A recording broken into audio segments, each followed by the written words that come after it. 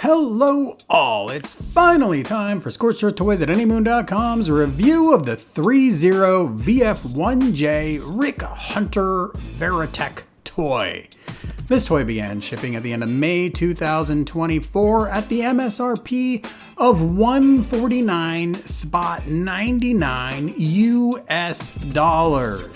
Interestingly, at today's exchange rate, that's about the same retail price as a Bandai DX VF1, though most of those tend to demand more on the secondary market. So what do you get for all that hard-earned scratch? It comes in a reasonably sized and reasonably attractive box. Not just any box, this is a flip-top lid box!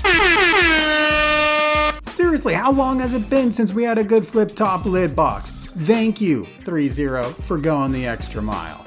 Inside is the toy, of course, as well as a gun with strap. Then you get 3 pairs fixed posed hands, and don't forget there are fists already attached to the toy. There's 4 clusters of TV-style missiles and instructions that'll tell you to put them on backwards.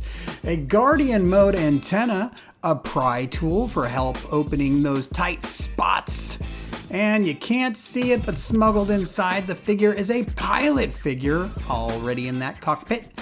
A second tray includes the display stand consisting of a base, an arm, and adapters, one for fighter mode, one for Battroid and Guardian.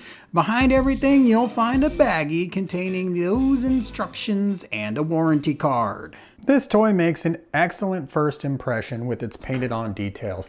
I especially like the little warnings underneath the intake and the VF on the foot or above the foot, because I think those are nice touches that were dropped on the Bandai DX toy. We have translucent panels here on the back with these spotlights. We even have, and I think this is a first for a VF1 toy, translucent red dots on the back. These are usually just painted details. Kind of bizarrely, that same light is on the forearm. I don't even know if this is a light, but it's just painted here. So that's a little bit bizarre, but still, the detail work throughout, very nice. The quality of the paint, very nice. Even just the white is very vibrant and clean in comparison to something like a Yamato 160 V2, which is a bare plastic. And you can see it's kind of an off-white. Now, this is a 16-year-old toy, so it's probably yellowed a little bit. But even so, the contrast between these two is pretty dramatic. Here is the gun in its most compact form, as we've come to expect from deluxe toys. It extends out and the handle comes out and back, and it locks firmly into position, so that's great. And there's these painted on details and that clear plastic part in the front. Everything looks good. We also have a strap. The strap has a little nub in the front that just plugs right into position, a little nub in the back that plops right in. Easily removable for fighter mode if you don't want that getting in the way there. Now, if you do want to put the gun in the toy's hand, you are going to have to switch to one of the optional hands that come with the toy, because that fist isn't gonna work. So we can just pop this right off. Now, as I do this, I wanna show you, the fists are on a double ball joint, so they do have a little bit better range of motion than we've been used to with other VF1 toys. You're gonna grab your gun gripping hand and you're just gonna kind of fish things through, as I'm sure you know how to do. And then you just have that slot in the back, pop it right into place, get on there. And there you go. You are now using that gun and it's gonna hold on tight. This toy is 20.5 centimeters tall in Battroid mode, which makes it just a little smaller than the Yamato 160 version 2 toy's 21 centimeters. Not exactly 160 scale, but close enough. Toonami's 155 scale Masterpiece VF1 is nearly 2 centimeters taller at 22.3 centimeters, while a Kit's Concept 172 scale VF1 is half a centimeter smaller at 20 centimeters. The ThreeZero has some nice heft at 3 to 24 grams, making it almost as heavy as a Kits Concept VF1 and a Yamato V2 put together. In fact, the ThreeZero is almost the same weight as an old Takatoku 155 scale VF1. A direct comparison to Yamato's V2 toy shows the ThreeZero has substantially more painted on detail. I really appreciate the size of the head. So many people have gotten used to toy manufacturers shrinking the heads of these toys for a better fighter mode, but ThreeZero bucks that trend and I think it looks great. There is a little bit of a collar at the base of the neck, but it's a big improvement from the Yamato V2, which materially moved the head upward to accommodate the back of that nose cone. Perhaps the most obvious improvement to Battroid are those beefy arms. They look great in contrast to that scrawny Yamato V2 arm, but they do, spoiler alert, introduce some problems which we will be covering in more detail. Suffice it to say, big ol' arms aren't great for fighter mode. Our articulation rundown begins at the head, which of course can twist left and right. We do have independently twisting head lasers that can pivot outward as well, so that's very nice. There is the little neck pivot below, which allows you to have the head look all the way up or down. There's very limited motion of the head neck at the top point there, but there's also the ability to cock the head and give a little sassy look. Moving on to the shoulder, the armor has a little extension gimmick to make it look beefier on the shoulder. We can spin that around. There's a nice metal post inside you can probably see there. You can also bring the arm away from the body. And if you don't let this shoulder interfere, there's a nice twist point that goes all the way around right above the bicep. The shoulder also has the ability to pivot back or forward, which might help you get a little bit more reach when you're going for the gun. The elbow is a truly bizarre weakness, not in terms of functionality. It functions just fine. We can go ahead and bring it all the way up because it's got a nice double hinge to it. But this piece right here, on every other modern deluxe VF1 toy, pivots, and it makes the elbow look thick throughout. Unlike this elbow where, if we look at it straight ahead, becomes very, very slender. So that's definitely a downside to this toy. Going from a weakness to a strength, this toy has a waist mechanism, and this waist mechanism is brand new. So here we can see it. There's a rod that is twisted, kind of the shape of the nose cone, and the toy can twist on that rod without needing to disconnect the bar that holds the nose cone in place.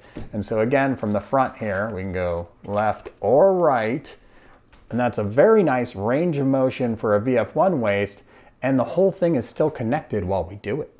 We do have a hip that allows us to come all the way forward. Now I've got the wings open. You can imagine we'd be hitting those wings right now, but basically you could swing that leg all the way forward or all the way back until you run into something. And then if we put the toy down, we can bring that hip inward again until you run into something. If you angle the leg back a little further, you can get a little bit more inward, but there you go. And then you can also see we have that Bandai DX style extra pivot that lets you get an even wider, more aggressive stance. Every VF1 toy needs a guardian joint, obviously, for getting into guardian mode. So this one has that joint, and look at that, you can get almost a full 90 degrees. You can get 90 degrees of forward sweep on that joint. That's pretty impressive. Big shout out to the commenters who pointed out the first time I uploaded this video that I missed a point of articulation in the knee. The knee can bend down traditionally. It gets you a little less than 90 degrees if you do that. You then have an extension you can engage by pressing that button in. It'll allow you to get a little better than 90 degrees. It'll also allow you to spin around for 90 degrees for guardian mode, which is very nice. And then there's a pivot right here, which is a double joint for the knee, which then allows you to get that practically 180 degrees you love to see on a deluxe toy. As odd as that button is to engage the extension, there's also some oddness around the kneecap because there is a twist in there But if the kneecap is up, it really limits that twist. So if we now extend the foot, you see it's still limited until we bring that down, at which point this leg can spin all the way around. We have another button that controls the foot, and it's the button right here. And if I press it in, which is a little tricky because this peg here does not press in, but if I press in right now, I can actually push the foot upward. It will stay recessed, and this is the most high you can have that foot. The most limit, like it really can't move much, just a little forward and back right now. So if I bring this back out, we have this position here, which is a little bit more easy to handle. And then we could push it in and we can get it even further out, which is what you're gonna use for your gear walk modes. Also, if you wanna do really dynamic poses. Now, another interesting thing, we saw this on a Bandai model, is there's a flap right here that lets you pivot the foot out. So if you have a really aggressive stance, this allows you to bring that foot out. Now, what was surprising to me is there's no ball joint inside that foot. It can go forward and back, and it can go left, and I guess a little right, but mostly left. So that's all you do. If you want to twist the foot, you're gonna have to use that kneecap twist point and twist the whole lower part of the leg. Perfect transformation fans like myself might be watching this video and thinking, hey, do I really need to use side cavity fillers in Battroid mode? And the answer is technically no, but you're probably going to want to. First off, we have the void. I have grown to live with this void for so long that it doesn't really bother me anymore. Like, this was the Yamato V2. They eventually made a cavity filler. It was purely aesthetic, but whatever, all right? It's been there, not a big deal. But what makes it more of a big deal on this toy is that the toy doesn't really have anything clasping the back in place or the chest in place without that side cavity filler grabbing both pieces and holding them together. And what I mean by that is there is a peg, we can kind of see it, right here. This peg is connected to the nose cone, but it's very loosely connected to the nose cone. So if I even like move this arm around, look, that back plate comes backwards and you got some slop going on right there. Not super cool, right? So that's gonna be a handling problem. The other thing that happens if you bump this chest, whoopsies, there's nothing locking that chest in place either. There are these cavity fillers up top and they're hinged and they press down. And so if you bump the top of the chest, usually you just get a little bit of a wiggle. But if you come down to the bottom, it's pretty easy to get the whole thing askew. So I would say side cavity filler is not strictly necessary, but you're gonna find they really do improve the handling as well as getting rid of that void. Maybe more of a fun fact than anything else, but the ThreeZero toy is the closest VF-1 I've seen in quite some time to being able to stow its missiles in Battroid mode.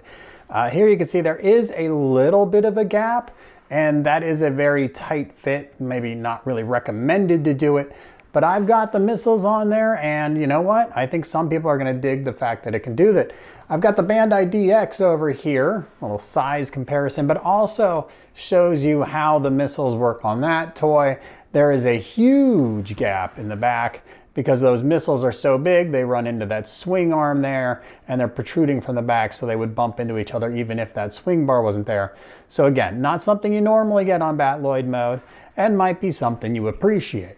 While I do find the elbows to be a little silly, and I think these buttons on the legs, both for the knee extension and the foot extension, are not very intuitive and are probably gonna drive some people nuts, I otherwise think this toy looks amazing in Battroid mode and handles very well. The weight is in the feet, so as you do your dynamic poses, it wants to stay standing for you. It's a lot of fun, but let's just say you wanted to get it up off the ground and check out that display stand. Do you have a Bandai DX toy? Well, if you do, you're gonna be familiar with this display stand. It has a base and an arm, and they don't pivot and don't do anything. They don't also weigh very much. And then you have this adapter here. This is a Battroid and Guardian mode adapter, and it just allows you to take the toy and put it down on top, it doesn't grip like the Bandai DX toy does. It really uses the weight of the toy and just kind of props it up almost like a shelf, although it does have lips on it to make it a little more sturdy.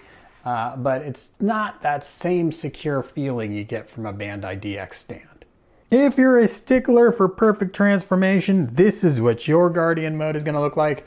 For the rest of us, we can plug in that antenna. That's not fair. I'm kind of a stickler, but you know what? I'm going to use that antenna anyways.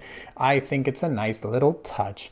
Guardian mode is fantastic because of the heavy metal in the feet and the fact that we can pivot these feet. They're stiff enough that it lets us do that, which means we have lots of stability as we're posing this toy and having a good time.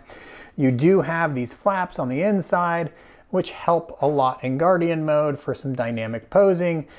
This is the one mode, well, I don't know. The ball joints not being in the feet, there might be a couple instances where you're like, I wish I could twist that foot a little differently. But for the most part, you're still going to be able to have a great time with this toy. The backpack angle is not, it's not as flat against the back as I would like. It seems to be lifted up a little bit. And you know, you can move it back or forward. I think moving it back is probably the best move, but it still elevates off the back just a little bit. And while it looks great in Guardian mode, that would be my one nitpick. We do have room for the shoulders beneath the wings, so that's all good. And if you don't move your shoulder armor, that'll get you there. Toy is very solid, handles posing, doesn't fall apart on you. So high marks overall. Look everybody, it's the display stand again. It's using the same adapter as Battroid mode. You can see it held on a little bit when I went and picked it up. Did I even put it in the right spot right there? I don't think I did. It's just, I don't know. It doesn't feel like it grabs it very well. The arm is big enough that it kind of gets in the way of the legs if you're posing some things. But you know, it's just elevating and it's good enough for what it cost you.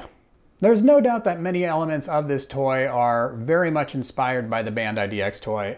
One of those pieces of inspiration that I wish ThreeZero had not taken is this method of locking the arms into position. We have a little peg here. We have a slot in the elbow, and you can see it's a very small slot, a very small peg. And as we bring this down and we push it into position, it can tend to just pop right back off again. It is not a very good way of, it's just a terrible way of doing things. I'm really bummed that they chose to copy that method. There's got to be 100 different ways we could lock these arms into place, and doing a vertical peg into a slot on something that's going to be hanging like this with gravity working against it. You just have to nail it so well if you don't just put some sort of a lip on there that really grabs it into place. And as you can see on my toy, it's insufficient. In between Guardian and Fighter mode is this VTOL mode, which you may or may not like. But one of the weaknesses of this display stand is that to have the arm upright, you can only use this Battroid and Guardian mode adapter. So if you wanted to display the toy in the VTOL mode, well, you'd be using the Fighter mode adapter, and that only fits on in this position. So it's not going to work out for you. At nearly 24 centimeters in fighter mode, this toy is comparable in size to the Arcadia or Yamato V2-160 scale. At first blush, you might think the ThreeZero reminds you of a different toy. And that's the Yamato 148 scale, which also suffered from arms poking out from underneath. This line art clearly wasn't drawn with the other modes in mind, and despite that, the Yamato V2 still manages to come very close to it. But that's a little unfair, since that toy is clearly optimized for fighter mode. A more well-rounded competitor is Bandai's DX toy, which we see here shrunken to the same size via magic. Layering it on top of the line art, it does an amazing job. If we do the same with the ThreeZero, that lady has a thickness, but without layering lion art over it, the shape is right. And you'll see as I handle it, it actually looks very good. Now, I can't perfectly control camera angles, and the line art is again not constrained by the need to transform. But we can see that the ThreeZero is again a very good but thick interpretation from the bird's eye. The Yamato version 2 toy remains an unfair comparison. It's very close to the line art. As we move it off to the side, you can compare Yamato's possibly too subtle panel lines to ThreeZero's absolutely inescapable ones. Is the DX toy our Goldilocks? Well, it's just as good a comparison from the bird's eye as the Yamato, and your tastes can differ from mine, but I would say it's my favorite of the three in shape, paint, and panel lines. This toy has integrated landing gear. You're going to probably need your pry tool to get at them. You're gonna slip it in here and just get these doors open. And now, unlike DX toys, where this comes away from the toy and then opens up, it's just a hinge door that opens. And it's gonna be a really tight fit now as we squeeze the landing gear up and then bring it over. You can see it's gonna press right up against that hinge door, but it works. And that's really what's most important here. And you can see you have nice metal landing gear, nice detail to them. I know a lot of people would like them to be painted white. They do camber outward on the back, which is something nice to see. And then up at the front, we have another little place where you could fit your pry bar into. That's not it. And once you get that opened, you can then bring that front panel open as well. Slip in your pry tool and bring that forward like so. All of your landing gear will lock in the forward position. All of them have rubber tires that spin, and you can put the toy down with the gun on there. The gun is going to be touching the ground, but it's going to be sitting on the landing gear, and that's what we like to see. You're probably going to need your pry tool to get it open, but this toy does have an air brake. And the one thing I wish is that there was like a little peg right at the top of this, so when you closed it, it would be a little bit more secure. Because in Battroid mode, there's a few times where I felt like it's dangling just the tiniest bit, and with the peg, you wouldn't have to worry about that. We also, of course, have an opening canopy. And inside there is a removable pilot figure. There is blue translucent plastic at the front of the cockpit. No internal paint besides the seat though. The pilot figure himself is very nicely done. Thin proportions throughout, looks realistic. I really like it, and it's also a very high quality paint job. As we turn our attention to the canopy itself, you'll also notice that they've given us the Pilot Rick Hunter on the side there, along with, again, a lot of other very nice painted on details. This toy has so many painted on details, and I really love when manufacturers go the distance and do that for us. I am gonna nitpick two of those warning signs here. We have on the fin, the vertical stabilizer, it says caution propellant inside, which I don't believe planes carry propellant in their vertical stabilizer, but maybe I'm wrong, I don't know. But in the Robotech universe, seems weird to me. And then as we move forward, so many good details. The wing has a lot of nose steps and some very busy panel lines, so maybe not for everybody.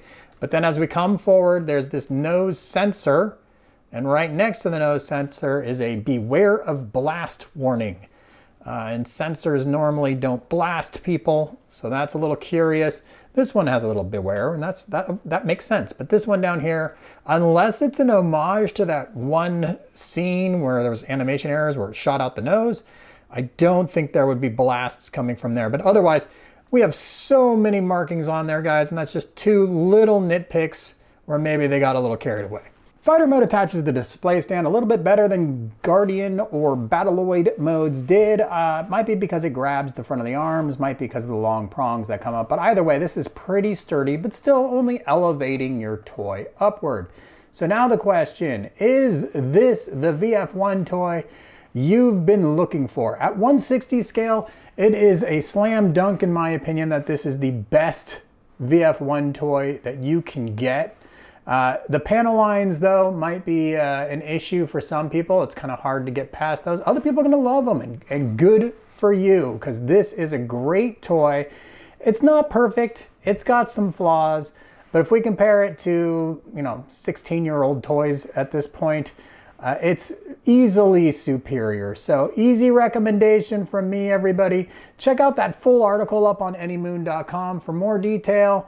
If I missed something, if you like something, if you don't like something, leave me a comment and give me a thumbs up if this has been helpful to you. Please subscribe, and thanks everybody for watching.